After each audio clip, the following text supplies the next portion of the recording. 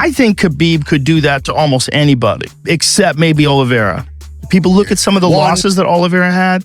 You can't look at those. You got to look at the wins. You got to look at who he is now. Don't look at who he is 5 years ago or 6 years ago. Look who he is right now. Is that the last time he lost? I don't think it's that long ago. He had a fight with Felder, and he caught Felder, I believe, in a guillotine. And then Felder got out of it and smashed him and stopped him.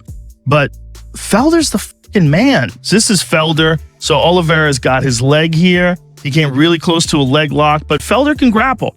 And he's also very strong and very big for the weight class. So Felder eventually wound up on top, and Felder beat the fuck out of him on top. Look at these nasty smashing elbows from the guard. Felder's his last loss. So that was 2017. But who he is right now, though, right now, that guy is the fucking man. That's who he is. I'm super excited to see him against Gaethje. Yeah.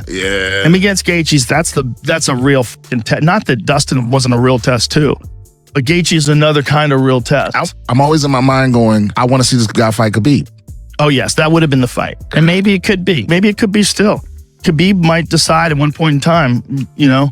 Yeah, it's him and Khabib are scary that way. Because after that fight, I went back and watched like all his highlights. There's a predator like precision with. As soon as you give him an opening, yes, it's a wrap.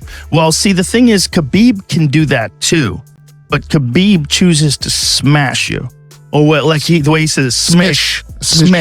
He smashes people. Khabib smashes people. But if you look at the Justin Gaethje fight, Khabib submitted Gaethje. He almost submitted him in the end of the first round, and they submitted him in the second round. And one of the reasons why he did that, now this is supposedly, I don't know if this is true, but what they said is that, and I know this was true, that they do like each other, and that Justin actually helped Khabib cut weight, sat in with him, because one of the things about cutting weight is if there's someone there talking to you, it helps you through it. They're also managed by the same guy. So they have the same manager, and they got together, and so when they had that fight, Khabib liked him. So he says, I'm just going to submit this dude. Khabib told me, when he was watching the interviews over the course of the week, right, he saw that Justin said he would never tap. Justin would never tap. And so when he was going to the submission, he said it's his dad's favorite submission, right? Wow. Getting to the mounted position, going to the armbar, going to the triangle. Wow. He said it was his father's favorite submission. So when he got there, he was going to do the armbar, but he had heard Justin all week saying he would never tap. And he didn't want to hurt him in front of his parents. So he went to the triangle and just kind of put him to sleep. What? He's thinking about this in that moment? He actually told me that, bro. He goes, I didn't want to hurt him in front of his parents. So I said, I'm going to go and put him in the triangle. And then if he goes to sleep, go to sleep, you wake up, you're fine. This is exactly what he told me. That's crazy, all right? He did not want to hurt Justin in front of his parents. That gives me goosebumps. I mean, to be comfortable enough to think about this in the moment, you know, like, that's crazy. He didn't want to break his arm. Because if Justin's not going to tap, you have to break it. And he didn't want to do that to him in front of his mom and dad. So said, if I put him to sleep, he'll wake up and everything will be okay. Wow, that is incredible. And just speaks to the kind of guy that he is. So he got a hold of him, did his normal shit, gets his wrestling going, but then so this is the beginning of the first round. He chose to beat him in a way that he wouldn't have chosen to beat Conor. When he was on top of Conor, he's smashing his face. He was trying to hurt that one. And he's going, let's talk now. Let's talk now. Bam, bam, let's talk. Bam, just beating the fuck out of him. See, in this, he chooses to go straight to an armbar. It's very unusual for him. But this is Khabib's respect for Gaethje as a person, as a fighter, and also he can do this. He can do this. So this is the end of the first round. So he almost catches him at the end of the first round with an armbar, very close. But the end of the second round, yeah, he gets a hold of him, dumps him, takes his back. I mean, it's just the precision, and then he decided to go for a mounted triangle. And so when you watch him do this, he does this with such amazing control. He's doing it very quickly. Look how quickly he sets this up. He's just deciding he's going to do it, period, from the jump. Then he locks in the triangle, and that's a wrap, son. That is a death triangle. Look at it. Justin has to tap. There's no question at all. He's going out. And the referee lets him go, and Justin's out cold. Like he didn't struggle at all. Yeah, he tapped and then he went out. But the way he did it, he went through him. He went right through him. I think Khabib could do that to almost anybody, except maybe Oliveira. I think Khabib, the guys that Khabib beat, that he smashed, I think a lot of those guys he could have submitted to. I think Khabib is that elite, especially like at the later stages of his career when he was just the GOAT. And he's arguably one of the absolute best submission artists, even though he smashes so many people. Are you talking about Khabib? Yeah. Oh, yeah. He's arguably one of the very best submission artists as well as being one of the greatest fighters of all time. You watch the way he goes through Gaethje like that, that is elite, high-level precision submission. Oliveira does that too. Oliveira does it, man. That's what makes you think like, wow, that would make the fight with Khabib so interesting. And I know Khabib has a lot of respect for him too, because Khabib said to Gaethje, there was an article that I was reading where he's saying, hey, you got to be aware of this guy. This guy is fucking for real. People think of Oliveira as not being a monster because there's times that people have beaten him.